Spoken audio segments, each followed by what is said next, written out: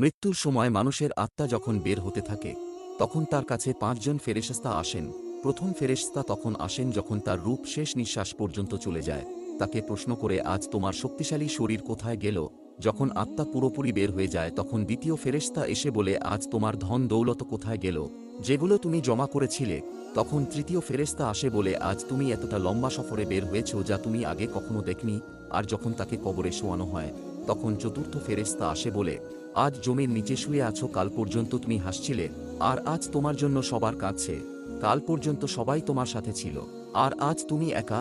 আর যখন কবরে মাটি দেওয়া হয় যেখানে নিঃশ্বাস নেওয়ার জায়গা নেই, তারপর পঞ্চম ফেরেশতা এসে বলে, তোমার সব আপনজন তোমায় একা রেখে চলে গেছে, আর যদি তারা থেকে যেত তাহলে তোমার কোনো অসুবিধা হতো না। আজ তোমাকে এমন ঘোষণা হবে, তুমি হয়তো জান্নাতের সুসংবাদ পাবে বা হয়তো কবরের আযাব ভোগ করতে হবে। আল্লাহ তাআলা আমাদের সবাইকে কবরের আযাব থেকে মুক্তি দান করুন। আমিন।